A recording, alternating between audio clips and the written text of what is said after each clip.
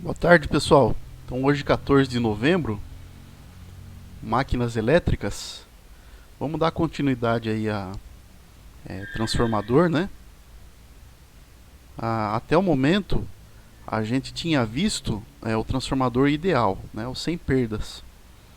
Então, vamos modelar aqui o transformador real. Aí, no caso do transformador real, o nosso objetivo é fazer os ensaios, né, para levantamento das perdas. Então, quais são as perdas aqui para o transformador real? Aí a gente precisa lembrar um pouco lá do conceito de Faraday Lens, né? Se eu tenho um fluxo magnético que varia em relação a um circuito fechado, eu gero tensão induzida, né? Tensão induzida nesse circuito. É a condição, a variação de fluxo. Como o transformador ele vai ser um equipamento que funciona em corrente alternada, eu tenho um fluxo dentro dele constantemente variando, né? Então, olhe só as possibilidades. Na própria bobina do material, eu vou ter uma perda ôhmica, né? Isso é uma perda, é fato. Porém, né, se eu tenho corrente passando e o fluxo variando dentro dele, né, essa bobina vai gerar um campo magnético, né, que varia. E a própria carcaça do transformador, né, ou o núcleo dele, é metálico. Então é como se fosse um circuito fechado e passaria a perceber essa variação. Então, de certa forma, a gente tem uma corrente induzida no núcleo do transformador, né, no material ferromagnético e também na carcaça. Tá?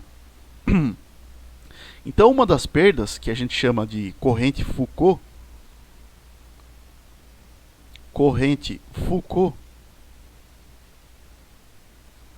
né, ou corrente parasita,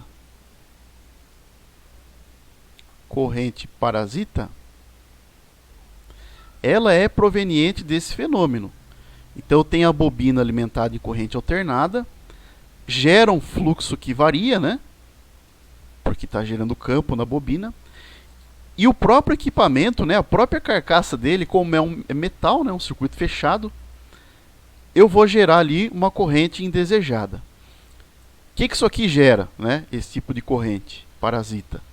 Sim, gera perdas, mas gera aquecimento também, né? Então, olha só, eu tenho aqui uma perda proveniente do campo magnético, tá? Essa perda mais indutiva, né? Eu tenho uma outra perda, né? São as duas principais, que é histerese ou histerese. Essa já é uma perda mais mecânica. Por quê, né? Porque se eu tenho lá um campo variando dentro do equipamento, né, e ele é metálico, ele fica constantemente orientado, né? Então atrai, repele. Não seria isso? Então o núcleo ele é metálico, ele está constantemente orientado, ele está sob efeito do campo magnético. Então o que acontece, né? Se eu analisar isso microscopicamente, vai causando fissura no material, né? E também um atrito, né? Constantemente orientado vai gerar um aquecimento. Então ela é uma perda já mais mecânica, né? Então a gente pode dizer que as perdas que a gente tem no transformador real, né, são por corrente parasita, né, a corrente induzida, né, na carcaça ali indesejado, no núcleo, histerese, que é a perda mais mecânica, né, porque ele está constantemente orientado, tá? E a perda ôhmica, que de fato a gente tem ali na bobina, né, porque ela é de cobre, tá?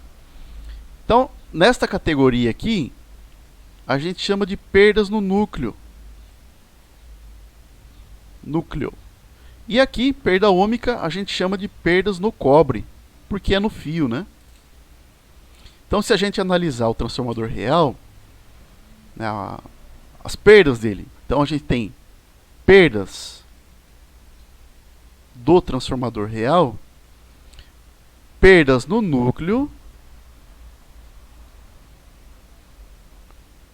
mais perdas no cobre. Tá? Então, basicamente isso aqui, relembrando ali, né, isso aqui proveniente lá de Faraday Lens, né? Faz parte aí do funcionamento do transformador e de outros equipamentos também que funcionam em corrente alternada, né? Tipo um motor, você também vai ter isso aqui. Então, próximo vídeo a gente vai modelar aí o transformador real com as impedâncias, né, correntes, e o ramo de magnetização.